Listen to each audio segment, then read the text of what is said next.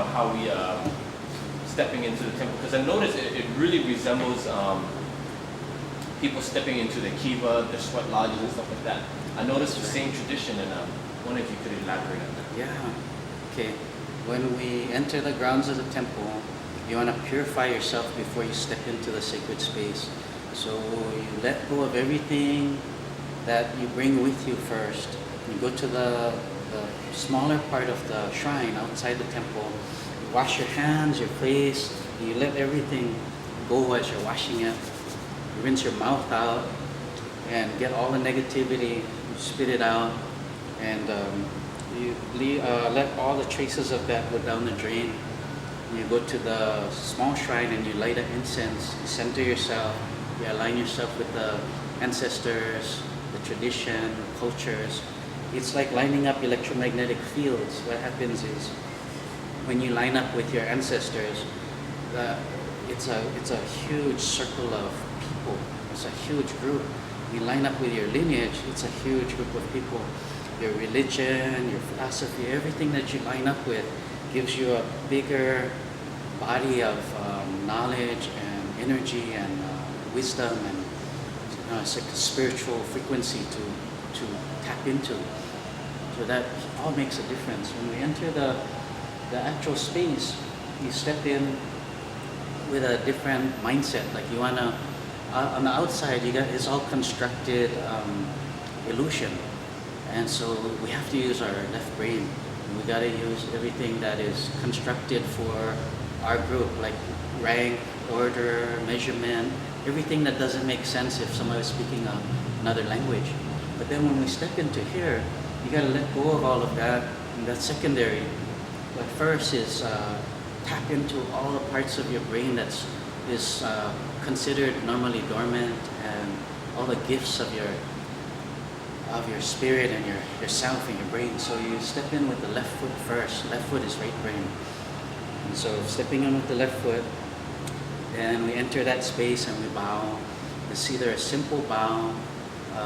For our group, we either bow with our hands together like this, but not the palms together. That will short out your energy. Or with one hand we bow, the hand comes straight down the center and we bow. And this is a sign of respect, but it's more martial, and it has a strength that comes through the solar plexus and switches into the heart and shines out. So it's to give you the strength and balance you need to be formidable, like somebody that you wouldn't want to mess with. So you're setting your energy like that. And so that's why they say that bow is to bow to somebody you wouldn't want to mess with, but you respect. And so you can feel it reinforced at the solar plexus. Then we go and we bow to the altar. The altar is usually we have, if there's any type of deity or any type of metaphor or deity that we want to respect, they're not the central part of the altar. They're usually somewhere on the side. And we put the plaque of our lineage there, which would be the Wu clan. Wu is like a magician or sorcerer. And so it says the gateways of the Wu clan opens to you, and then it has something about the lineage. And then on one side it talks about how the tree branches or roots branch and spread from a central source and spread out like our lineage. And on the other side it talks about a river and how a great river comes down and spreads out. Yeah. And so that's reference, and actually has deeper references than that to how the universe cycles. And so the plaque itself is like an electromagnetic field, like a double torus, but it's in Chinese characters. So that's enough to say about that. But what we do is we bow to that and light incense. And the deity that we have on there is Legong, which represents thunder and lightning. It's the things that we align ourselves in our body, our third eye, our heart. And the deity is holding a thunderbolt, which is lightning. But the deity is, since it's a male deity, it has thunder and storm.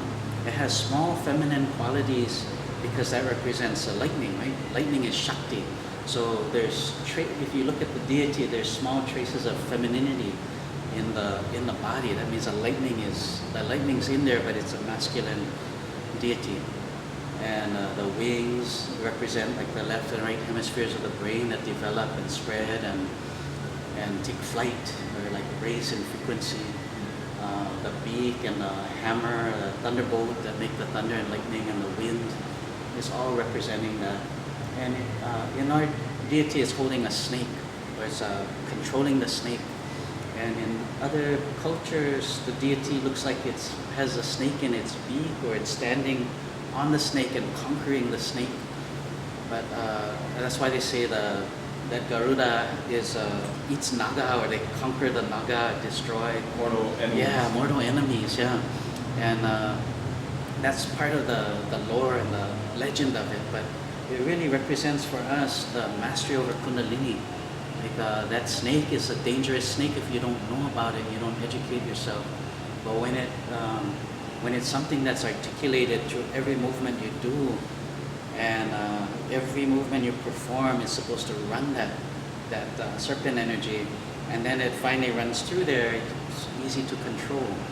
So they say about when the snake is at the full posture, the full mudra, ready to strike, it's actually it's the most harmless, because it's in a trance, right? It's in bliss, like a bliss-like state. While it's rising, it's very dangerous, very reckless, and that's us and everything that has to do with that mastery over Kundalini. But our forms are beautiful. Once that Kundalini is running, those are beautiful, spontaneous, flowing forms. How you step out of the temple? Yeah, when you step out of the temple, if you step out of the temple with your right brain still plugged in, you're crazy when you go out there. Who are you going to talk to, right? So you're with your peers and you're learning and you're articulating the Tao and the universe, but then you got to re-enter normal life. So we walk out with our left brain, so that's our right foot. We step out with the right foot, we bow, and we step out with the right foot, and we go back out there, wash our face, wash the hands, step back into the not the false world, but the tended garden world, Nicely put in. Yeah, this is the bush, the forest. This is the deep forest, and that's the tended garden. We have tomatoes over on this side.